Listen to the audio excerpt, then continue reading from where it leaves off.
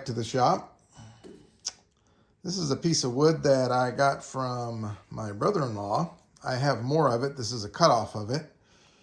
It's been laying in his yard forever out in his wood pile. I saw the spalting. It was really wet. It's starting to get some cracks in it, but it's dried out pretty good. I've had it for a little over a year now, and it's a big chunk. I've cut it up a bunch just to get to where it'll spin on the lathe without wobbling it too much. There's still quite a bit of vibration. It's awfully light for as big as it is, but it doesn't seem real punky. So hopefully it'll turn out nice. It's an odd shape. It's just the cutoff. The other ones I'll be able to make a better size blank out of, but this odd shape, I thought, well, I'll just turn it and see what we get out of it. It'll probably just round up and then round up again. Just try to get it round and then see what we can do with the bottom of it.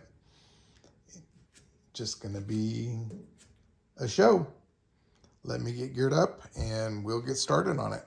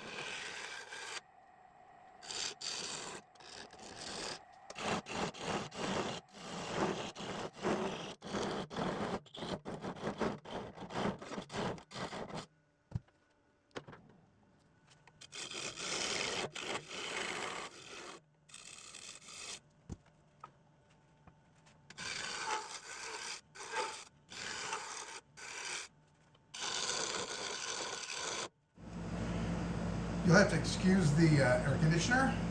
It's maybe late October, but it's still about 87 out today. This piece is sanded up to 400.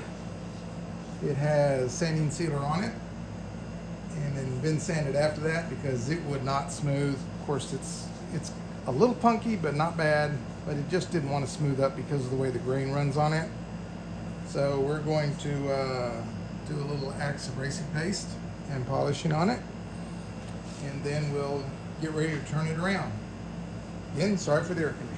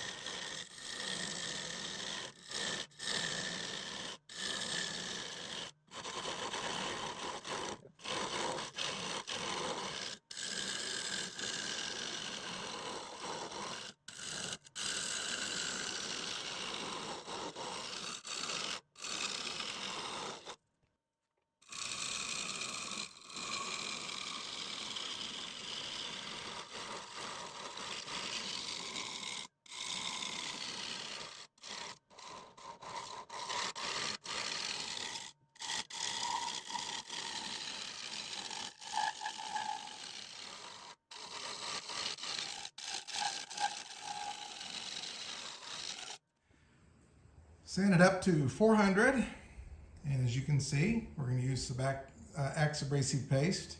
Same as on the outside, I had to get it to go smooth, I had to finish it with sanding sealer and then resand it to get it smooth. There's a lot of areas in here that are just different than one's harder than the other. So, but we're gonna get there. There's a couple of spots I could just, every time I would sand it or scrape it, if something else new would come up.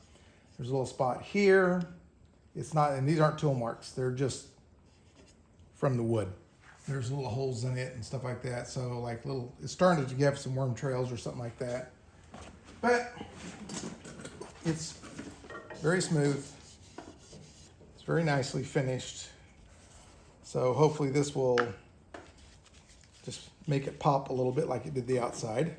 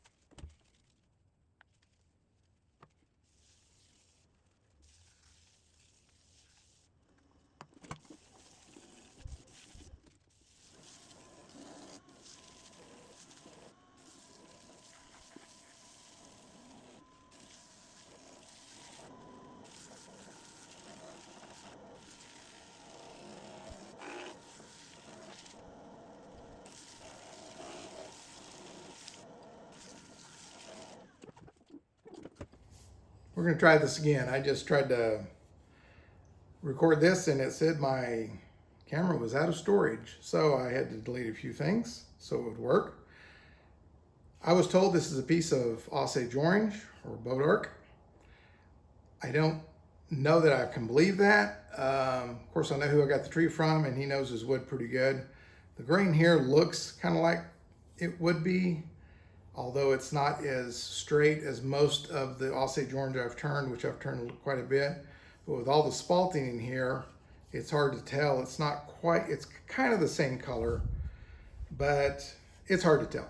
And the fact that it's spalted, quite honestly, is a little concerning because I did boat arcs pretty hard and it doesn't spalt that easily. This did turn about the same as boat arc though. So we're going to call it that. We're going to say that this is a piece of spalted boat arc. It has some cracks in it. It has some worm trails down here in the bottom. It has some other spots in it, but I think it's all the same thing. It's the worm trails and stuff like that. Nothing else I can do about it. Turned out nice. 7.5 wide on the top, and it's 4.5 inches tall. And as you saw, it started out pretty good chunk for something on my little tiny lathe here.